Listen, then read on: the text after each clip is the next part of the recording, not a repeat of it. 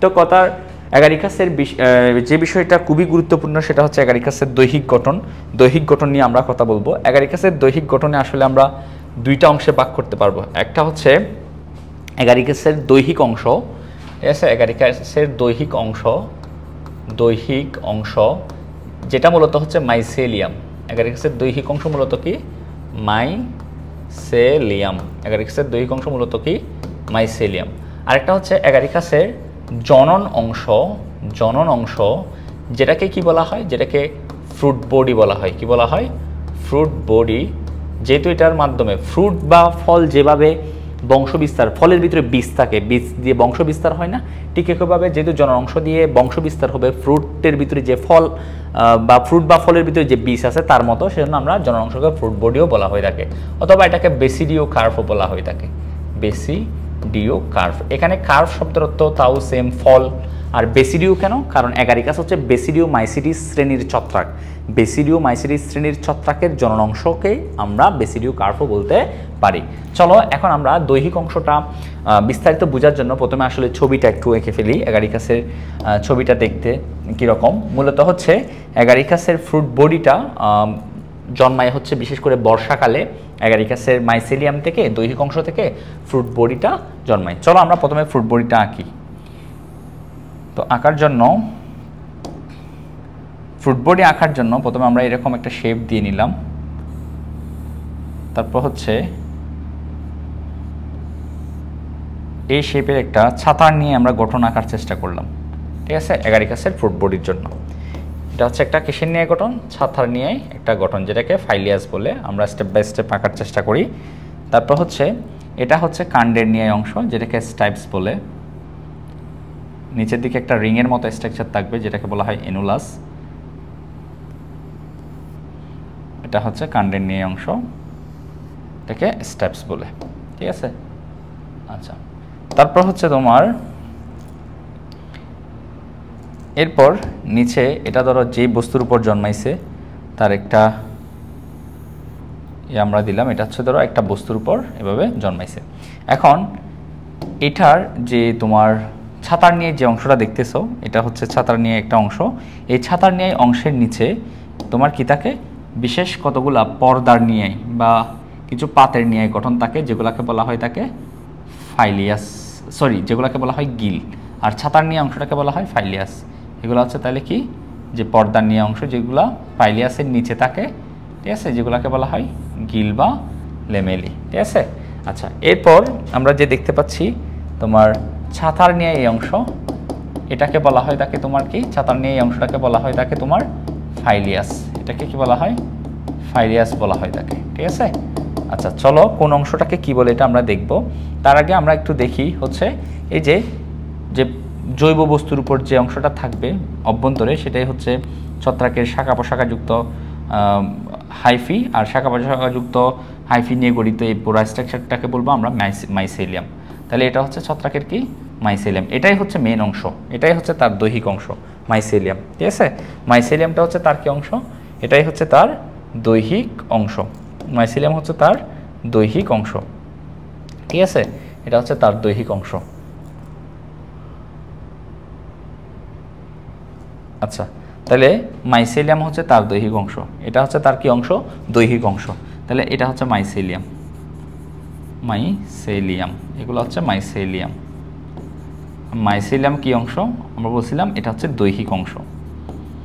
আচ্ছা, এখন এই মাইসেলিয়াম কি দ্বারা গঠিত? মাইসেলিয়ামের যে সূত্রকার শাখা প্রশাখা, এই শাখাগুলোকে আমরা বলতেছি এই মাইসেলিয়াম কি নিয়ে গঠিত? গঠিত হচ্ছে মাইসেলিয়াম গঠিত হচ্ছে কি নিয়ে? মাইসেলিয়াম গঠিত হচ্ছে হাইফা নিয়ে, ঠিক আছে। আচ্ছা, মাইসেলিয়ামের যে সূত্রকার শাখা, এগুলোকে আমরা বলতেছি হাইফা, ঠিক আছে। এখন এই হাইফার যে কোষগুলো সম্পর্কে আমরা কিছু কথা বলি। যেমন ধরো যে হাইফার কোষের মধ্যে আমরা কি কি দেখতে পাবো? প্রথমত এই কোষগুলো হচ্ছে প্রস্থপ্রাচীর বিশিষ্ট, ঠিক আছে। হাইফার কোষ হচ্ছে কি? প্রস্থপ্রাচীর বিশিষ্ট, প্রস্থপ্রাচীর আছে, প্রস্থপ্রাচীর বিশিষ্ট, ঠিক আছে। এরপর হচ্ছে হাইপার যে কোষগুলা হচ্ছে একাধিক নিউক্লিয়াস যুক্ত, মানে কোষগুলার ভিতরে যে মাইসেলিয়ামের যে হাইফা আছে, হাইপার কোষগুলার ভিতরে কি থাকে? একাধিক নিউক্লিয়াস যুক্ত, একাধিক নিউক্লিয়াস যুক্ত। ঠিক আছে, এটা আমরা মনে রাখবো। ঠিক আছে, তারপর হচ্ছে কোষের ভিতরে যে সঞ্চিত খাদ্য সেটা হচ্ছে তৈলবিন্দু। ঠিক আছে, তাহলে সঞ্চিত খাদ্য, সঞ্চিত খাদ্য, সঞ্চিত খাদ্য কি? তেলবিন্দু। ঠিক আছে, আর কোষের হাইফার যে কোষ, কোষের প্রোটোপ্লাস্ট বা প্রোটোপ্লাজম হচ্ছে দানাদার। প্রোটোপ্লাজম, প্রোটোপ্লাজম, প্রোটোপ্লাজম হচ্ছে কি? দানাদার। প্রোটোপ্লাজম হচ্ছে দানাদার। ঠিক আছে, এবং এই কোষের অভ্যন্তরে কিন্তু ছোট ছোট কোষ গহ্বর থাকে। ঠিক আছে, তাহলে কোষ হচ্ছে কি যুক্ত? ছোট কোষ গহ্বর যুক্ত। তাহলে আমরা হাইফার যে তোমার দৈহিক অংশ, ওই দৈহিক অংশ গঠিত হচ্ছে, অর্থাৎ মাইসেলিয়াম, মাইসেলিয়াম গঠিত হচ্ছে হাইফা দিয়ে, আর হাইফার কোষগুলার সম্পর্কে এই বিষয়গুলো আমরা জেনে নেব। তারপর আমরা যে অংশটা দেখতে পাচ্ছি, এই অংশটা পুরোটাকে আমরা বলতেছি, এই পুরোটা অংশটা মাটির উপরে বা বায়বীয় অংশ যেটা মাটির উপরে থাকে, সেটাকে বলতেছি আমরা ফ্রুট বডি। ফ্রুট বডি মূলত হচ্ছে কি বলো? এই ফ্রুট বডি হচ্ছে জনন অংশ। এটা কি অংশ? জনন অংশ। ঠিক আছে, এখন এই যে তোমার ফ্রুট বডি বা জনন অংশের কী কী অংশ আছে এগুলো আমরা একটু দেখে নিই। প্রথমত এই যে ছাতার নিয়ে যে গঠনটা তোমরা দেখতে পাচ্ছ, এই ছাতার নিয়ে গঠনটা, এটাকে বলা হয় থাকে ফাইলিয়াস। ফাইলিয়াস, ফাইলিয়াস কিসের নিয়ে গঠন? ফাইলিয়াস হচ্ছে ছাতার নিয়ে গঠন। তাহলে এটা হচ্ছে ছাতার নিয়ে গঠন। ঠিক আছে, এখন দেখো এই যে ফাইলিয়াসের নিয়ে নিচে যে হলুদ বর্ণের যে স্ট্রাকচারগুলো দেখতে পাচ্ছ পর্দার নিয়ে ঝুলে আছে, এগুলা হচ্ছে, এগুলাকে বলা হয় গিল বা লেমেলি। গিল বা কি বলা হয়? লেমেলি বলে, গিল বা লেমেলি বলে। ঠিক আছে, যেমন ধরো তুমি যদি চিন্তা করো একটা বইয়ের নিচে যেরকম পাতাগুলো, বইয়ের পাতাগুলো পেজগুলো যেরকম ঝুলে আছে, ঠিক একইভাবে বইয়ের পাতাগুলো যেরকম আছে, ঠিক একইভাবে এই ছাতা নিয়ে অংশের নিচে এই গিল বা লেমেলিগুলো এরকম পর্দার মতো আছে। তুমি যদি বইয়ের একটা পৃষ্ঠা বা পাতাকে কি করতে পারো? একটা গিলের সাথে বা একটা লেমেলির সাথে তুলনা করতে পারো। ঠিক আছে, তাহলে গিল বা লেমেলি বলছে হচ্ছে পাতলা পাত বা প্লেটের নিয়ে, অনেকটা তুমি বইয়ের একটা পেজ বা পৃষ্ঠার মতো চিন্তা করতে পারো। ঠিক আছে, আচ্ছা, এরপর হচ্ছে তুমি যে জিনিসটা দেখতেছো, এই যে পুরা এই গঠনটা, যে কাণ্ডের নিয়ে এই যে গঠনটা, এটাকে বলা হয় পুরা গঠনটাকে বলা হচ্ছে, এটাকে বলা হচ্ছে স্টাইপস। এই যে এই গঠনটা, এই পুরা গঠনটাকে বলা হচ্ছে কি? স্টাইপস। ঠিক আছে, এটা হচ্ছে স্টাইপস। ঠিক আছে, এখন স্টাইপসের উপরে যে রিংয়ের মতো যে স্ট্রাকচারটা দেখতেছো, এই যে রিংয়ের মতো, এই স্ট্রাকচারটাকে বলা হয় অ্যানুলাস। অ্যানুলাস শব্দ দ্বারা আসলে রিং বা বল বোঝায়। ঠিক আছে, অ্যানুলাস। তাহলে স্টাইপস হচ্ছে কি? কাণ্ডের নিয়ে অংশটা, আর কাণ্ডের নিয়ে এই যে স্টাইপস, স্টাইপসের উপরে যে রিংয়ের মতো স্ট্রাকচার দেখতেছো সেটা হচ্ছে কি? অ্যানুলাস। তাহলে এগুলা হচ্ছে মোটামুটি যে ফ্রুট বডির বিভিন্ন অংশ। তাহলে কি কি দেখলাম? ফ্রুট বডির ছাতার নিয়ে অংশটা হচ্ছে ফাইলিয়াস বা ফাইলিয়াস, আর এই ছাতার নিয়ে অংশের নিচে যে পর্দার মতো যে অংশগুলো ঝুলে থাকে সেগুলো গিল বা লেমেলি। গিল বা লেমেলি কিন্তু খুবই খুবই খুবই গুরুত্বপূর্ণ, কারণ এখানের ভিতরে গিল বা লেমেলির ভিতরে কিন্তু কি জন্মায়? এখানের ভিতরেই কিন্তু স্পোর জন্মায়। এটা আমরা দেখাবো। গিল বা লেমেলির অন্তর্গঠন আমাদের পড়তে হবে। ঠিক আছে, আচ্ছা, তাহলে এরপর হচ্ছে তোমার এই স্টাইপস কি, অ্যানুলাস কি, এটা আমরা দেখলাম। আর হচ্ছে মূল যে অংশটা, এটা মূলত হচ্ছে মাটির নিচে থাকে। আর এই যে ফ্রুট বডি মূলত হচ্ছে বিশেষ করে বর্ষাকালে এটা তোমার তৈরি হতে দেখা যায়। ঠিক আছে, এখন আমরা যে বিষয়টা নিয়ে কথা বলবো সেটা হচ্ছে গিল বা লেমেলির অন্তর্গঠন, যেখানের ভিতরেই মূলত আসলে স্পোর তৈরি হয়, যেটা হচ্ছে প্রজননের মূল অংশ। ঠিক আছে, আচ্ছা, তাহলে এখন আমরা কথা বলবো কি নিয়ে? আমরা কথা বলবো হচ্ছে গিল বা লেমেলির অন্তর্গঠন নিয়ে। তাহলে দেখো আমরা একটু লিখে ফেলি, গিলের অন্তর্গঠন নিয়ে আমরা কথা বলবো। গিলের অন্তর্গঠন অর্থাৎ মাইক্রোস্কোপিক গঠন, মাইক্রোস্কোপের নিচে কিভাবে তোমার গিলকে দেখা যাবে সেটা নিয়ে আমরা কথা বলবো, গিলের অন্তর্গঠন। তাহলে আমরা দেখতে পাচ্ছি এখানে একটা ছত্রাক, তো ছত্রাকের যে অ্যাগারিকাস ছত্রাক, যেখানে তোমরা হলুদ বর্ণের যেগুলো হচ্ছে গিল দেখতে হচ্ছে, বললাম একটা হচ্ছে পাতলা কিসের মতো? তুমি যে বইয়ের একটা পেজকে তুমি কি চিন্তা করতে পারো? একটা গিল চিন্তা করতে পারো। গিলকে বলা হচ্ছে, এটা হচ্ছে পাতলা প্লেটের নিয়ে। গিল হচ্ছে কিসের নিয়ে? গিল হচ্ছে কি? এটা হচ্ছে, এগুলো হচ্ছে ধরো গিল হচ্ছে কি? গিল পাতলা পাতের নিয়ে। ঠিক আছে, পাতের নিয়ে, এটা আমরা একটু মনে রাখতে পারি। এখন আমরা গিলকে আসলে মাইক্রোস্কোপের নিচে দিলে কি কি স্ট্রাকচারগুলো আমরা দেখব গিলের অভ্যন্তরে, সেইগুলো আমরা একটু খেয়াল করি। গিলের অন্তর্গঠনের মধ্যে আমরা যেই গঠনগুলো দেখব, খেয়াল করো, গিলের অন্তর্গঠনে আমরা যেই গঠনগুলো দেখব, একটা অংশ দেখব হচ্ছে ট্রমা। গিলের অভ্যন্তরে আমরা একটা অংশ পাবো ট্রমা, আর একটাকে বলা হয় সাবহাইমেনিয়াম। সাবহাইমেনিয়াম, ঠিক আছে। আরেকটা অংশ পাবো হচ্ছে হাইমেনিয়াম। তাহলে এই তিনটা অংশ আমরা কোথায় পাবো? গিলের অভ্যন্তরে পাবো, ঠিক আছে। এখন চলো আমরা গিলের অন্তর্গঠনটা একটু পর্যবেক্ষণ করি। গিলের অভ্যন্তরে আমরা যদি দেখি, আমরা আসলে দেখতে পাবো হচ্ছে ট্রমা অংশের মধ্যে কিছু হাইফা, এগুলো আমি একটু অঙ্কন করি। দেখো এগুলো হচ্ছে ট্রমা অংশটা আমি অঙ্কন করতেছি। ট্রমা অংশের এগুলো হচ্ছে কি, এগুলো হচ্ছে ট্রমা অংশের, এগুলো হচ্ছে হাইফা। তাহলে আচ্ছা, এগুলো হচ্ছে ট্রমা অংশ, এটা হচ্ছে কিছু হাইফা। এখন এই অংশটা হচ্ছে মূলত কি, এই অংশটা বলতেছে কি, ট্রমা, ঠিক আছে। ট্রমা অংশ কিছু হাইফা দ্বারা গঠিত। এখন যে হাইফাগুলা দ্বারা গঠিত, এই হাইফাগুলার ভিতরে যে কোষ আছে, ঠিক আছে, কোষের ভিতরে দুই ধরনের নিউক্লিয়াস থাকে, ঠিক আছে। ধরো এটা হচ্ছে একটা নিউক্লিয়াস, ঠিক আছে, নিউক্লিয়াস, প্রত্যেকটাতে আমি একটা একটা করে নিউক্লিয়াস দিয়ে দিলাম, ঠিক আছে। এখন আরেকটা ভিন্ন ধরনের নিউক্লিয়াস থাকবে, এটা হচ্ছে ধরো আরেকটা ভিন্নধর্মী নিউক্লিয়াস। তাহলে ট্রমার যে হাইফাগুলো আছে, হাইফার কোষের ভিতরে দুইটা ভিন্ন ধরনের নিউক্লিয়াস থাকে। যদি সেজন্য এই ট্রমার হাইফাগুলাকে বলা হয়ে থাকে, বা মাইসেলিয়াম, তুমি যদি একসাথে বলো, মাইসেলিয়ামগুলোকে বলা হয়ে থাকে গৌণ মাইসেলিয়াম। গৌণ মাইসেলিয়াম কারা? যাদের মধ্যে যাদের কোষের ভিতরে কি দুইটা নিউক্লিয়াস থাকবে, ঠিক আছে। অর্থাৎ যাদের কোষগুলো হচ্ছে ডাই ক্যারিওটিক কোষ, ডাই মানে দুই, ক্যারিয়ন মানে হচ্ছে নিউক্লিয়াস। আচ্ছা, তাহলে ট্রমা আমরা অঙ্কন করলাম। দেখো আমরা একটা একটা অঙ্কন করি, তারপর আমরা বিস্তারিত কথা বলবো, ঠিক আছে। এটা হচ্ছে ধরো ট্রমা, ঠিক আছে। ট্রমার উপরে এরপর যে অংশটা থাকবে সেটাকে বলা হচ্ছে তোমার সাবহাইমেনিয়াম, ঠিক আছে। এই অংশগুলো ধরো, এগুলো হচ্ছে সাবহাইমেনিয়াম অংশের সেল, ঠিক আছে।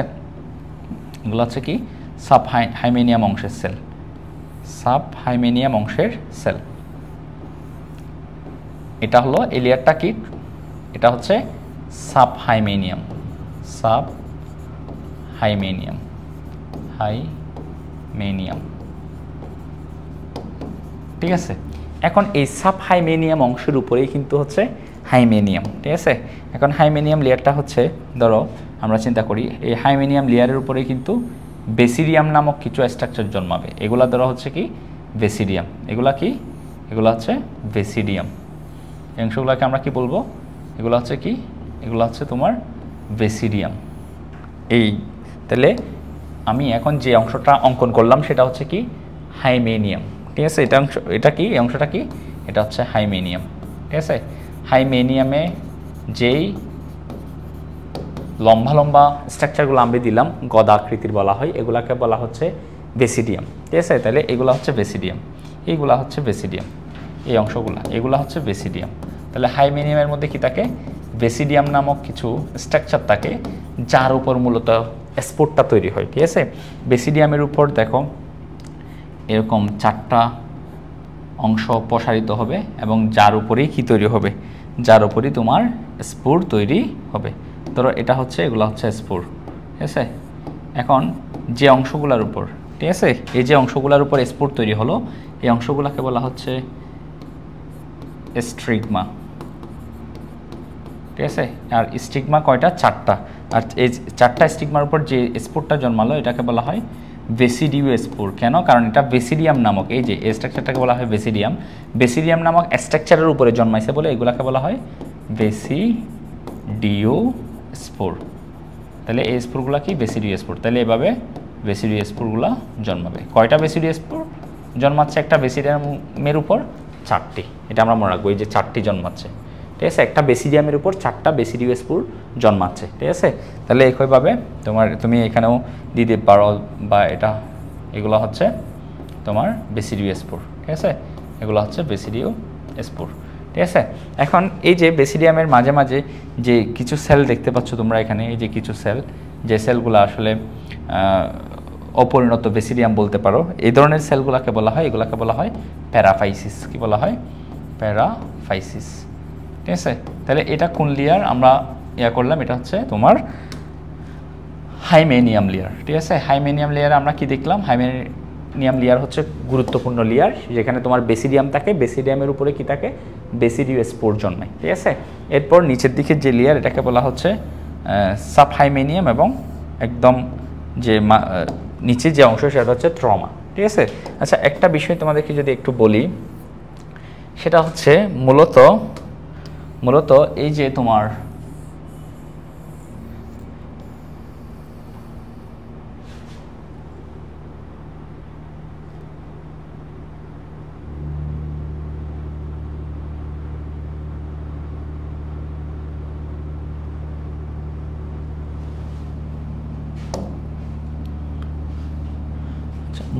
আমাদের এই ট্রমা লেয়ারটা হচ্ছে মাঝে থাকে। তুমি যদি এরকম চিন্তা করো, এই যে বইটা ধরো একটা হচ্ছে তোমার বইটা হচ্ছে একটা গিল। ঠিক আছে, তো গিলের বইয়ের কিছু পৃষ্ঠা তুমি ধরো, এই অংশটাকে ধরো ট্রমা। ঠিক আছে, ট্রমার দুই পাশে কিন্তু কি থাকবে, এ পাশেও এ পাশেও সাব হাইমেনিয়াম থাকবে এবং স্পুর তৈরি হবে, এ পাশেও সাব হাইমেনিয়াম থাকবে এবং স্পুর তৈরি হবে। ঠিক আছে, তাহলে দুই পাশেই থাকবে এই গঠনটা। ঠিক আছে, তাহলে ট্রমা হচ্ছে মাঝে। ঠিক আছে, দুইটার মাঝে থাকবে। আমি এখান থেকে যদি একটু কপি করে নিই, ধরো এটা এই লেয়ারটা কিন্তু কি থাকবে, এই দিকেও থাকবে, দুই পাশে থাকবে। ঠিক আছে, দুই পাশে এভাবে থাকবে। তাহলে দেখো তো স্ট্রাকচারটা কীরকম হচ্ছে। তাহলে ট্রমা হচ্ছে কি বলো, এই ট্রমা লেয়ারটা হচ্ছে কি মাঝে, ট্রমা লেয়ারটা হচ্ছে কি মাঝে, এবং দুই পাশে কি আছে দেখো, ট্রমা লেয়ারটা হচ্ছে কি মাঝে।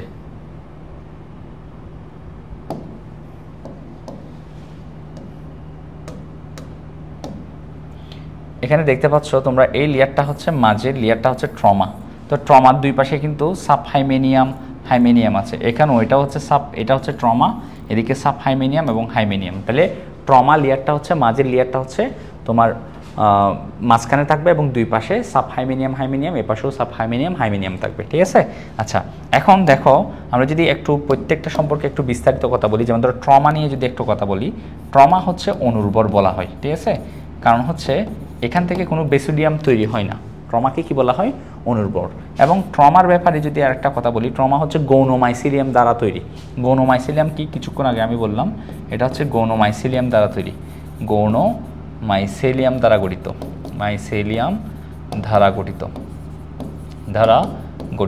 গৌণ মাইসেলিয়াম কি দেখো, গৌণ মাইসেলিয়াম হচ্ছে যে মাইসেলিয়ামের কোষের ভিতরে দুই ধরনের নিউক্লিয়াস থাকবে, অর্থাৎ ঠিক আছে। তাহলে গৌণ মাইসেলিয়াম হচ্ছে কি থাকবে, গৌণ মাইসেলিয়ামের কোষগুলা হচ্ছে দুই ধরনের নিউক্লিয়াস থাকবে এই কোষগুলোর ভিতরে, অর্থাৎ কোষগুলো ডাইক্যারিওটিক, কোষগুলা কি ডাইক্যারিওটিক, ডাই মানে দুই। ঠিক আছে, আর ক্যারিয়ন মানে হচ্ছে কি নিউক্লিয়াস, ডাই মানে হচ্ছে দুই। ঠিক আছে, ক্যারিয়ন মানে হচ্ছে নিউক্লিয়াস। তাহলে দুইটা নিউক্লিয়াস থাকে কোথায়, যে ট্রমার যে মাইসেলিয়াম আছে তার মধ্যে। তাহলে একটু মনে রাখবা, ট্রমা হচ্ছে অনুর্বর, কারণ এখান থেকে বেসিডিয়াম তৈরি হয় না। আর ট্রমা হচ্ছে গৌণ মাইসেলিয়াম দ্বারা গঠিত। গৌণ মাইসেলিয়াম কাদেরকে বলবো, যে সমস্ত মাইসেলিয়ামের কোষের মধ্যে দুই ধরনের মানে দুইটা ভিন্নধর্মী কি থাকে, নিউক্লিয়াস থাকে। তো আমি কিছুক্ষণ আগে দেখাইছিলাম এটা। ঠিক আছে, এরপর হচ্ছে যে বিষয়টা নিয়ে আমি কথা বলবো, সেটা হচ্ছে সাব হাইমেনিয়াম। ঠিক আছে, সাব হাইমেনিয়ামের যে কোষগুলা, কোষের মধ্যে কি থাকে বলছে, কোষে 2 থেকে 3টি নিউক্লিয়াস থাকে, 2 থেকে 3টি নিউক্লিয়াস থাকে, এটা আমরা মনে রাখবো, নিউক্লিয়াস থাকে, 2 থেকে 3টি কি থাকে, নিউক্লিয়াস থাকে। এখন এরপর দেখো, এই সাব হাইমেনিয়ামের লেয়ারের যে সেলগুলার, এই যে তোমার সবুজ কালারের যে কোষগুলা দেখতে পাচ্ছ, এই কোষগুলার যে লম্বাটে প্রকৃতির যে ছোটো ছোটো কোষগুলার যে অ্যারেঞ্জমেন্ট, এই অ্যারেঞ্জমেন্টটাকে বলা হচ্ছে প্রোজেনকাইম। ঠিক আছে, তাহলে কোষগুলোর বিন্যাস আমরা এটা বলতে পারি, কোষগুলোর বিন্যাসকে প্রোজেনকাইমা বলে। তাহলে প্রোজেনকাইমা কোন লেয়ারের কোষগুলার বিন্যাসকে বলে, সেটা হচ্ছে সাব হাইমেনিয়াম। ঠিক আছে, এখন আমরা যেই লেয়ার নিয়ে কথা বলবো সেটা হচ্ছে হাইমেনিয়াম স্তর। ঠিক আছে, এই হাইমেনিয়াম স্তরকে বলা হয় উর্বর, কারণ এই হাইমেনিয়াম লেয়ারের মধ্যে আমরা কি দেখতে পাচ্ছি, বেসিডিয়াম দেখতে পাচ্ছি। কি দেখতে পাচ্ছি, বেসিডিয়াম। আর বেসিডিয়ামের মাথার উপর কি জন্মায়, স্পোর জন্মায়। ঠিক আছে, উর্বর। আর এটা হচ্ছে এখানে কি উৎপন্ন হয়, বেসিডিয়াম তৈরি হয়, বেসিডিয়াম। ঠিক আছে, বেসিডিয়াম উৎপন্ন হয় এই লেয়ারের মধ্যে। ঠিক আছে। এখন এই বেসিডিয়ামগুলো দেখতেছো তোমরা কীরকম, বেসিডিয়ামের আকৃতি হচ্ছে দেখা যাচ্ছে, বেসিডিয়ামের আকৃতি হচ্ছে এরকম একটু গদা আকৃতির বলা হয়। এবং এই বেসিডিয়ামের উপরে আমরা দেখব হচ্ছে কয়টা স্পোর, 4টা বেসিডিও স্পোর দেখব। কয়টা? এই যে 1টা 2টা 3টা 4টা, তাহলে এটা হচ্ছে বেসিডিয়াম। আর বেসিডিয়ামের উপরে জন্মানো এই স্পোরগুলোকে বলবো বেসিডিও স্পোর। এখন এই যে বেসিডিও স্পোরগুলা, এগুলা এখান থেকে তোমার কি হয়ে, যে বেসিডিও স্পোরগুলা এখান থেকে আলাদা হয়ে তোমার পুনরায় মাটিতে পড়ে বা জৈব বস্তুর উপর পড়ে পুনরায় কি করতে পারে, আরেকটা ছত্রাকের দেহ তথা মাইসিলিয়াম কি করতে পারে, গঠন করতে পারে। ঠিক আছে, এটাই হচ্ছে ছত্রাকের জনন। ঠিক আছে, তাহলে এখান থেকে একটু বিষয় একটু মনে রাখি, সেটা হচ্ছে কি, এখানে যে আমরা কি দেখতে পাচ্ছি, স্পোরটা দেখতে পাচ্ছি, বেসিডিও স্পোর। এখান থেকে যে বেসিডিও স্পোরটাকে পরবর্তীতে যে হাইফিগুলা তৈরি হবে, এই হাইফিগুলা হচ্ছে তোমার মনোক্যারিওটিক হাইফা, যেগুলোর ভিতরে একটা নিউক্লিয়াস থাকবে। ঠিক আছে, ধরো এটা আর একটা মনোক্যারিওটিক হাইফা, যেটা অন্যভাবে অন্য একটা স্পোর থেকে তৈরি হয়েছে। এখন যৌন জননের সময় এই দুইটা হাইফার সাথে কি হয়, মিলিত হয়। ঠিক আছে, আচ্ছা এটাকে যদি আমরা একটু ভিন্ন কালারের দিই, দেখো ধরো এটা হচ্ছে আরেকটা কালার দিলাম। এখন এই দুইটা হাইফা ধরো, আচ্ছা এটাকে ধরো আমরা অন্য একটা কালার দিই, এটা হচ্ছে ধরো সাদা বর্ণের। এখন এই দুইটা হাইফা যখন একসাথে কি হবে, মিলিত হবে। ঠিক আছে, ধরো এইটা এ হাইফা এবং এ হাইফা যখন একসাথে মিলিত হয়ে যাবে, তখন কি ঘটনা ঘটবে দেখো, এখানে তোমার তৈরি হবে এমন একটা কোষ, যে কোষের মধ্যে দুইটা ভিন্ন রকম নিউক্লিয়াস থাকবে। ঠিক আছে, এখন এই দুইটা ভিন্নধর্মী নিউক্লিয়াস থেকে এখন আরেকটা হাইফার জন্ম হবে, যে হাইফার ভিতরে দুইটা ভিন্ন রকম নিউক্লিয়াস এরকম অবস্থান করবে। এই হাইফাকে বলবো আমরা ডাইক্যারিওটিক হাইফা। আর এই যে দুইটা হাইফার কোষ, ভিন্নধর্মী হাইফার কোষ মিলিত হচ্ছে, এটাকে বলবো সোমাটোগেমি। কারণ সোমা শব্দের অর্থ হচ্ছে দেহকোষ, দৈহিক কোষের মিলনের ফলে যেহেতু আরেকটা নতুন হাইফি, যেটা হচ্ছে ডাইক্যারিওটিক হাইফি তৈরি হচ্ছে, আমরা বলবো যখন যৌনজনন ঘটে, এটা যৌনজনের সময় দেখা যায়। আমি যদি আরেকবার একটু বলি, দেখো যে স্পোরগুলা বিকশিত হয়ে প্রথমে তৈরি করে তোমার ক্যারিওটিক, অর্থাৎ এক নিউক্লিয়াস বিশিষ্ট একটা হাইফা তৈরি করে, এবং দুইটা এক নিউক্লিয়াস বিশিষ্ট হাইফা যখন যৌনজনন করে তখন মিলিত হয়, যেটাকে সোমাটোগেমি বলে। এখন মিলিত হওয়ার ফলে আরেকটা হাইফা তৈরি হয়, যেটা হচ্ছে তোমার দুই নিউক্লিয়াস বিশিষ্ট ডাইক্যারিওটিক হাইফা বা সেকেন্ডারি হাইফা। এবং এই সেকেন্ডারি হাইফা থেকে পরবর্তীতে এরকম যে তোমরা দেখছিলা কিছুক্ষণ আগে, এই যে ছাতার নিয়ে এই যে বেসিডিয়ামটা এরকম একটা ছাতার মতো ফ্রুট বডি তৈরি হয়, এবং ফ্রুট বডি থেকে আবার স্পোর তৈরি হয়, স্পোর তৈরি হয় আবার মাইসিলিয়াম বা ছত্রাক তৈরি হয়। তাহলে আমরা বুঝবো হচ্ছে যৌনজননের পূর্বে কিন্তু দুইটা ছত্রাকের হাইফা কিন্তু একসাথে কি হয়, মিলিত হয়। ঠিক আছে, তাহলে এটা হচ্ছে তোমার গিলের অন্তর্গঠন। আমরা বুঝছি আশা করি। গিলের অন্তর্গঠনে হচ্ছে 3টা লেয়ার থাকে, একটা হচ্ছে ট্রমা, সাব হাইমেনিয়াম। ট্রমা হচ্ছে মাঝখানে থাকে অনুর্বর, আর দুই পাশে থাকে সাব হাইমেনিয়াম লেয়ার, এদিকেও থাকে এবং হাইমেনিয়াম এদিকেও থাকে। হাইমেনিয়ামের মধ্যে কি থাকে, বেসিডিয়াম থাকে, বেসিডিয়ামের উপর বেসিডিও স্পোর থাকে, বেসিডিও স্পোর অঙ্কুরিত হয়ে নতুন ছত্রাক কি করতে পারে, তৈরি করতে পারে। এই হচ্ছে অঙ্কুরোদ্গম নিয়ে বললাম। এরপর হচ্ছে এই যে ছত্রাক তোমরা দেখতে পাচ্ছ, তোমার অ্যাগারিকাস ছত্রাকের তোমার মূলত তারা পুষ্টি কোন প্রক্রিয়ায় নেই, এরা পচনশীল জৈব বস্তুর উপর জন্মায় এবং তারা পুষ্টি শোষণ প্রক্রিয়ায় কি করে, পুষ্টি তারা আহরণ করে। ঠিক আছে, আমরা এই বিষয়গুলো আশা করি বুঝতে পারছি। ঠিক আছে, এখন অনেক সময় একটা তোমাদের বইয়ে একটা কথা লেখা আছে, যেটা হচ্ছে অনেকগুলা, আচ্ছা আরেকটা বিষয় বলি তোমাদেরকে, এই যে ছত্রাকের যে মাইসিলিয়াম আছে, মাইসিলিয়াম থেকে এই যে ফ্রুট বডিটা তৈরি হচ্ছে। ঠিক আছে, মাইসিলিয়াম থেকে এই ফ্রুট বডি তৈরি হওয়ার প্রক্রিয়াটাকে বলা হয় ফ্রুটিফিকেশন বলে। এই সংজ্ঞাটা তোমাদের আছে, এটা পড়ে নিবা। তারপর হচ্ছে অনেক সময় এক জায়গার মধ্যে অনেকগুলা তোমার কি, আমরা বলি এগুলাকে ব্যাঙের ছাতা, তাই না? ফ্রুট বডিটাকে কি বলে একটু মনে রাখি, ফ্রুট বডিটাকে আমরা ইন জেনারেল ব্যাঙের ছাতা নামেও বলে, ব্যাঙের ছাতা বলেও কি করি, ডেকে থাকি। ঠিক আছে, এক জায়গায় যদি অনেকগুলা চক্রকারে এরকম অ্যাগারিকাসের ফ্রুট বডি বা ব্যাঙের ছাতা জন্মায়, তখন আমরা এটাকে পেরিরিংস বা পরিচক্রও বলে থাকি। ঠিক আছে, এটা আমরা মনে রাখবো। ঠিক আছে, আচ্ছা এ হচ্ছে আমাদের তোমার অ্যাগারিকাস নিয়ে কথাবার্তা। এরপর আমরা পড়বো হচ্ছে অ্যাগারিকাস তথা মাশরুমের অর্থনৈতিক গুরুত্ব নিয়ে কথা বলবো। অর্থনৈতিক গুরুত্ব বলতে আমরা অ্যাগারিকাসের উপকারী দিক এবং অপকারী দিক দুইটা নিয়ে কথা বলবো। প্রথম আমরা অ্যাগারিকাসের উপকারী দিকগুলো নিয়ে কথা বলবো। দেখো, অ্যাগারিকাসের সবচেয়ে যে বড় উপকারটা পাই, সেটা হচ্ছে আমরা খাদ্য হিসেবে মাশরুম তথা অ্যাগারিকাসকে গ্রহণ করি, এবং যেখানে মাশরুম জন্মাবে সেই মাটিতে কিন্তু পুষ্টি উপাদান বৃদ্ধি পাবে। অ্যাগারিকাসের মাধ্যমে কিছু শিল্প ও বাণিজ্য গড়ে উঠতে পারে এবং মাটির দূষণ রোধে এগারিকাসের ভূমিকা আছে এবং ঔষধি গুণাবলী, অনেক মাশরুম থেকে আমরা ঔষধি গুণাবলী বিভিন্ন গুণাগুণ পেয়ে থাকি, সেগুলো নিয়ে আমরা কথা বলবো। এখন দেখো আমরা খাদ্য হিসেবে দেখো যে মাশরুমগুলো ব্যবহার করি সেগুলো একটু মনে রাখবো পুষ্টিগত দিক থেকে, যে এই দুইটা মাশরুমের কথা মনে রাখবো, অ্যাগারিকাস ক্যাম্প্রিস্টিস এবং অ্যাগারিকাস বিসপোরাস। তাহলে দেখো অ্যাগারিকাস ক্যাম্প্রিস্টিস এবং অ্যাগারিকাস কি বিসপোরাস, এই দুইটা হচ্ছে অত্যন্ত উচ্চমানের এবং সুস্বাদু মাশরুম, ঠিক আছে। এবং এই দুইটা মাশরুমের কথা তোমরা অবশ্যই মনে রাখবা। তারপর হচ্ছে তোমার অ্যাগারিকাসের মধ্যে, টাটকা মাশরুমের মধ্যে অনেক ভিটামিন পাওয়া যায়। যেমন ধরো কী কী ভিটামিন এখানে দেওয়া আছে, থায়ামিন, থায়ামিন মানে হচ্ছে ভিটামিন B1, এরপর হচ্ছে রিবোফ্লাভিন, এটা হচ্ছে ভিটামিন B2কে রিবোফ্লাভিন বলে। এরপর হচ্ছে এছাড়া ভিটামিন সি, ডি, কে এগুলো পাই। তারপর হচ্ছে প্যান্টোথেনিক অ্যাসিড, প্যান্টোথেনিক অ্যাসিড হচ্ছে ভিটামিন B5, ঠিক আছে। তাহলে ভিটামিন B1, 2, তারপর হচ্ছে B5, এছাড়াও ভিটামিন সি, ডি, কে, এই ভিটামিনগুলো আমরা পেয়ে থাকি মাশরুম থেকে, ঠিক আছে। সো আমরা অ্যাগারিকাসের যে দুইটা প্রজাতি, অ্যাগারিকাস ক্যাম্প্রিস্টিস বিসপোরাস, যে অ্যাগারিকাস বিসপোরাসকে কিন্তু অ্যাগারিকাস ব্রোনিসেন্সও বলা হয়ে থাকে বর্তমানে, এটা একটু মনে রাখিও। এই মাশরুমটা আমরা খাবার হিসেবে বেশি ভক্ষণ করি। এছাড়াও বাংলাদেশে তোমার বলভেরিয়াল্লা, ঠিক আছে, এবং ফ্লিওরুটাস, এই দুইটা গণের মাশরুমও খাওয়া হয়ে থাকে, ঠিক আছে। তবে আমরা লেখার সময় এই দুইটা প্রজাতির কথা উল্লেখ করলে চলবে, ঠিক আছে। এরপর দেখো, এরপর যে ব্যাপারটা আমরা এখানে দেখব সেটা হচ্ছে দেখো মৃত্তিকার পুষ্টি বৃদ্ধিতে, ঠিক আছে। তোমরা জানো অ্যাগারিকাস যেখানে জন্মায় তার মধ্যে, সেই বস্তুর মধ্যে তার মাইসেলিয়ামগুলো থাকে। এটা হচ্ছে ধরো অ্যাগারিকাস ছত্রাক, এখানে মাইসেলিয়ামগুলা কি করে বিভিন্ন এনজাইম ক্ষরণ করে মাটির মধ্যে, ফলে তোমার মাটির ভিতরে থাকা বিভিন্ন বস্তু ভেঙে গিয়ে মাটির সাথে মিশ্রিত হয় এবং মাটির কি করে পুষ্টি বৃদ্ধি করে, ঠিক আছে। দেখো অ্যাগারিকাস হচ্ছে মৃতজীবী ছত্রাক। মৃতজীবী ছত্রাক বলতে তারা পচনশীল জৈব বস্তুর উপর জন্মায় এবং ওইখানে থাকা বিভিন্ন জটিল দ্রব্যকে ভেঙে দিয়ে মাটির সাথে মিক্স করে মাটির পুষ্টি কি করে বৃদ্ধি করে। তাহলে এই দুইটা জিনিস আমরা বুঝলাম।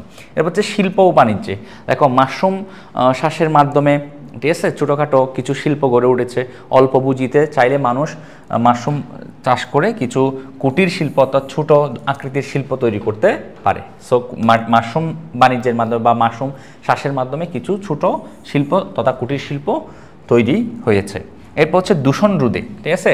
দেখো মাশরুম যেই তোমার কি যেখানে জন্মায় সেখানে থাকা বিভিন্ন বজ্র পদার্থ, ঠিক আছে, বিভিন্ন শিল্প বজ্র, তেল, পেস্টিসাইড, ঠিক আছে। পেস্টিসাইড কী জন্য দেওয়া হয়, যে বিভিন্ন ফসলের মধ্যে যে পেস্ট বা পতঙ্গ থাকে এগুলাকে রোধ করার জন্য আমরা যে পেস্টিসাইড ইউজ করি সেটা কিন্তু খুবই ক্ষতিকর। সেটা গিয়ে মাটিতে পড়ে, তখন ওই মাটিতে থাকা পেস্টিসাইড, শিল্প কারখানা থেকে বজ্র পদার্থ যেগুলো আছে, তেল, এগুলাকে তোমার অ্যাগারিকাসের যে মাইসেলিয়াম আছে এখান থেকে যে এনজাইমগুলো বের হয় তারা এই সমস্ত বজ্র পদার্থগুলোকে ভেঙে দেয় এবং অপসারণ করে। তাহলে আমরা দূষণ রোধে এটা বুঝলাম। এরপর সবচেয়ে গুরুত্বপূর্ণ যেটা হচ্ছে এটা হচ্ছে ঔষধি গুণাবলী। এটা খুবই ইম্পর্টেন্ট, মাশরুমের ঔষধি গুণাবলী খুবই ইম্পর্টেন্ট। দেখো মাশরুমের মধ্যে দেখো বলছে হচ্ছে শর্করা ও চর্বি কম থাকে, ঠিক আছে। আমরা জানি ডায়াবেটিস রোগীরা হচ্ছে শর্করা জাতীয় খাদ্য কম গ্রহণ করতে হয়। সো এই জন্য এটা ডায়াবেটিস রোগীর জন্য একটি আদর্শ খাবার, এই লাইনটা একটু মনে রাখবো। তাহলে শর্করা ও চর্বি কম থাকায় ডায়াবেটিস রোগীর জন্য এটা কী খাবার, আদর্শ খাবার। তারপর হচ্ছে আরেকটা বিষয় দেখো, এর মধ্যে বিভিন্ন রকম চর্বি, ভিটামিন, প্রোটিন এবং খনিজ লবণ থাকার কারণে এটা শরীরের ইমিউন সিস্টেমকে উন্নত করে, ঠিক আছে। শরীরের ইমিউন সিস্টেমকে উন্নত করে, অর্থাৎ ইমিউন সিস্টেম মানে কি রোগ প্রতিরোধ ক্ষমতা। ফলে দেখা যাচ্ছে ফলে গর্ভবতী মা এবং শিশুরা নিয়মিত খেলে তোমার কি হয়, রোগ প্রতিরোধ ক্ষমতা বেড়ে যায়। তাহলে আমরা দুইটা জিনিস পাইলাম, একটা হচ্ছে এটা ডায়াবেটিস রোগীর জন্য একটা আদর্শ খাবার, একটা হচ্ছে এটা খেলে ইমিউন সিস্টেম বা রোগ প্রতিরোধ ক্ষমতা বেড়ে যায়, ফলে এটা গর্ভবতী মা এবং শিশুর জন্য আদর্শ খাবার। আরেকটা হচ্ছে এর মধ্যে বিভিন্ন উৎসেচক বা এনজাইম থাকে, ঠিক আছে। মাশরুমের মধ্যে বিভিন্ন উৎসেচক বা কী থাকে, এনজাইম থাকে। তো এই এনজাইমগুলো আমরা যদি মাশরুম গ্রহণ করি, এই এনজাইমগুলো আমাদের খাদ্য পরিপাকে কী করবে, খাদ্য হজমে কী করবে, সহায়তা করবে। এছাড়াও পেটের বিভিন্ন রোগ, তারপর হচ্ছে খাবারের রুচি ইত্যাদি বাড়াতে সাহায্য করবে। তাহলে গেল। এরপর হচ্ছে দেখো মাশরুমের মধ্যে কিছু উপকারী উপাদান, এটা একটু খেয়াল করো, আমাদের যে 4 নাম্বার পয়েন্টটা, এগুলো একটু মনে রাখবা। লোবাস্টানিন, একটা হচ্ছে অ্যান্টাডেনিন, একটা হচ্ছে ইরিটাডিনিন। এই যে উপাদানগুলা, এগুলা কিন্তু আমাদের রক্তের মধ্যে যে কোলেস্টেরলের পরিমাণ, ঠিক আছে, চর্বি বা কোলেস্টেরলের পরিমাণ, এটা কোলেস্টেরল কমাতে সাহায্য করে, ঠিক আছে। এবং যদি আমরা জানি রক্তের মধ্যে যদি তোমার কোলেস্টেরলের পরিমাণ বেশি হয় তাহলে হৃদরোগ সহ তোমার উচ্চ রক্তচাপ সহ এরকম বিভিন্ন নানা রকম রোগ হয়, তাহলে যদি কোলেস্ট্রল কমে যায় তাহলে আমাদের উচ্চ রক্তচাপ এবং হৃদরোগও কী থাকবে, নিয়ন্ত্রিত থাকবে। এছাড়াও মনে রাখবে মাশরুমের মধ্যে এমন কিছু উপাদান আছে যেগুলো ক্যান্সার এবং টিউমার প্রতিরোধ করতে কী করে, সহায়তা করে। ঠিক আছে, এছাড়াও তুমি চাইলে দেখো ইন্দুরের উপর আমাদের একটা নিজস্ব গবেষণা দেখা গেছে ডায়াবেটিস কমাতে এটা ভূমিকা রাখে। সো এটা তো আমরা আগেই পড়ছি যে মাশরুম নিয়মিত খেলে এটা ডায়াবেটিসকে কী রাখে, নিয়ন্ত্রিত বা কন্ট্রোলে রাখে। আচ্ছা, তারপর হচ্ছে বৈদেশিক মুদ্রা অর্জন। দেখো এই 6 নম্বর পয়েন্টটা একটু দেখো। দেখো মাশরুম কিন্তু ভাই মানে বাইরের দেশে বা বিদেশের মধ্যে খুবই একটা সুস্বাদু খাবার বা এটার একটা গুরুত্ব আছে খাবার হিসেবে। সেজন্য আমরা চাইলে দেশের মধ্যে মাশরুম চাষ করে এটা বাইরের দেশে আমরা রপ্তানি করতে পারি, ফলে আমরা চাইলে এর মাধ্যমে বৈদেশিক মুদ্রা অর্জন করতে পারি। তাহলে এ হচ্ছে আমাদের খাদ্য হিসেবে ব্যবহার, মৃত্তিকার পুষ্টিবৃদ্ধিতে এটা বলবা। ঠিক আছে, খাদ্য হিসেবে ব্যবহার ক্ষেত্রে 2টা প্রজাতির কথা উল্লেখ করবা, অ্যাগারিকাস ক্যাম্পিস্টিস এবং বিস্পোরাস, এই 2টা প্রজাতি। ঠিক আছে, তারপর হচ্ছে মৃত্তিকার শিল্প ও বাণিজ্যে দূষণ রোধে, বিশেষ করে ওষুধি গুণাবলী, এই জিনিসটা এই জায়গাটা একটু ভালো করে পড়ে নিবা। সো এরপর আমাদের আছে হচ্ছে ছত্রাকের এই যে অপকারী দিকগুলো আমরা এখন একটু দেখব। উপকারী দিক তো দেখলাম, এখন দেখবো হচ্ছে ছত্রাকের অপকারী দিক। দেখো ছত্রাকের অপকারী দিকের মধ্যে কি কি আছে। এই যে ছত্রাকের বা মাশরুমের অপকারী দিক, মাশরুম ছত্রাকের অপকারী দিক, প্রথম হচ্ছে বিষাক্ততা। অনেক মাশরুম আছে যারা হচ্ছে খুবই বিষাক্ত প্রকৃতির হয়। ঠিক আছে, এগুলা না চিনে খাওয়া একদমই ঠিক না। যেমন ধরো একটা বিষাক্ত প্রজাতির কথা উল্লেখ করছে, অ্যাগারিকাস জেন্থোডার্মাস, এই প্রজাতির কথা অবশ্যই মনে রাখবা তোমরা। অ্যাগারিকাস জেন্থোডার্মাস বেশ বিষাক্ত। ঠিক আছে, এছাড়াও সবচেয়ে বিষাক্ত আরও কিছু মাশরুমের কথা এখানে উল্লেখ করছে, অ্যামিনিটা ভিরুসা, তারপর হচ্ছে অ্যামিনিটা ট্যালয়েডিস। ঠিক আছে, এই 2টা মাশরুম। তাহলে বিষাক্ত মাশরুম আমরা কয়টা পাইলাম, একটা হচ্ছে অ্যাগারিকাস জেন্থোডার্মাস, অ্যামানিটা ভিরুসা, একটা হচ্ছে অ্যামানিটা প্যালয়েডিস। এই বিষাক্ত মাশরুমগুলো খেলে কিন্তু অসুস্থ থেকে শুরু করে জীবের কি হতে পারে, মৃত্যু পর্যন্ত হতে পারে। ঠিক আছে, এরপর দেখো আরও কি কি অপকারী ভূমিকা আছে, বিনাশী কার্য। দেখো মাশরুম যেখানে জন্মাবে সেখানে যে বস্তুর উপর জন্মায় সেই বস্তুর ক্ষতি করে। ঠিক আছে, যেমন ধরো কাঠের গুঁড়ি, খড়, বাঁশ এগুলোর উপর জন্মিয়ে এটার ক্ষতি সাধন করে। ঠিক আছে, এরপর হচ্ছে জৈব বস্তুর ঘাটতি। তোমরা জানো মাশরুম হচ্ছে মৃতজীবী স্যাপ্রোফাইটিক ছত্রাক, সে পচনশীল জৈব বস্তু থেকে পুষ্টি নিয়ে নেয়। তাহলে মাটি যেখানে যদি যেই জায়গার উপর মাশরুম জন্মাবে সেখান থেকে যদি বেশি পরিমাণে পুষ্টি নিয়ে নেয় তাহলে মাটির উর্বরতা বিনষ্টও হতে পারে এর জন্য। তাহলে জৈব বস্তুর ঘাটতি। এরপর আরেকটা বিষয় আমাদেরকে মনে রাখতে হবে, সেটা হচ্ছে কি, সেটা হচ্ছে এই যে ব্যাপারটা একটু মনে রাখতে হবে, সেটা হচ্ছে বিষাক্ত মাশরুম চেনার উপায়। ঠিক আছে, প্রথমে তার বর্ণ দিয়ে আমরা এটাকে চিনব। দেখো বিষাক্ত মাশরুমের বর্ণ হচ্ছে উজ্জ্বল বর্ণের। ঠিক আছে, এরপর হচ্ছে তার গন্ধ দিয়ে আমরা এটাকে চিনতে পারি। ঠিক আছে, এর গন্ধ হচ্ছে অম্ল গন্ধযুক্ত এবং কি ঝাঁঝালু। ঠিক আছে, বিষাক্ত মাশরুম। তারপর হচ্ছে তার স্পুরের মাধ্যমে আমরা চিনতে পারি। দেখা যাচ্ছে যে মাশরুমগুলো বিষাক্ত সেগুলোর বেসিডিও স্পুর হচ্ছে বেগুনি বর্ণের। ঠিক আছে, এটা একটু মনে রাখি, বেসিডিও স্পুর হচ্ছে বেগুনি বর্ণের। তারপর হচ্ছে তার বাসস্থান দিয়ে আমরা তাকে চিহ্নিত করতে পারি। বাসস্থানের মধ্যে সে দেখা যাবে ছায়াযুক্ত পরিবেশে জন্মায়, প্রখর রোদে জন্মায় না। ঠিক আছে, তাহলে ছায়ার মধ্যে জন্মায়, প্রখর রোদে জন্মায় না, এটা একটু মনে রাখবা। তারপর হচ্ছে কাঠের উপর জন্মায়। ঠিক আছে, কাঠের উপর যে প্রজাতিগুলো জন্মায় তারা হচ্ছে বিষাক্ত। তাহলে আমরা বর্ণের ক্ষেত্রে মনে রাখবো বিষাক্ত মাশরুমগুলো হচ্ছে উজ্জ্বল বর্ণের হবে। গন্ধের ক্ষেত্রে মনে রাখবো এগুলো অম্ল গন্ধযুক্ত এবং ঝাঁঝালু গন্ধযুক্ত। আর স্পুর দিয়ে মনে রাখবো এটার যে বেসিডিও স্পুরগুলো থাকবে সেগুলো নীল বর্ণের হবে। এবং বাসস্থান হচ্ছে কি, সেটা প্রখর রোদে জন্মায় না, ছায়াযুক্ত পরিবেশে জন্মাবে এবং সেটা হচ্ছে কাঠের উপর জন্মাতে দেখা যায় অনেক বিষাক্ত প্রজাতিকে। তো আশা করছি আমরা এই যে অ্যাগারিকাসের খুবই গুরুত্বপূর্ণ যে বিষয়গুলো, যে উপকারিতা এবং অপকারিতা, যে অর্থনৈতিক গুরুত্ব, এগুলো আমরা বুঝতে পারছি। ঠিক আছে, এবং বিষাক্ত মাশরুম চেনার উপায়টা আমরা একটু পড়ে নেব, এখান থেকে আমাদের এমসিকিউ হতে পারে। ঠিক আছে, আর এই ব্যাপারটা হচ্ছে অ্যাগারিকাসের যে গুরুত্ব, মাশরুমের গুরুত্ব, এটা কিন্তু সিকিউর জন্য আমাদের কিন্তু খুব গুরুত্বপূর্ণ। সো এটা আমরা দেখে নেব। ঠিক আছে।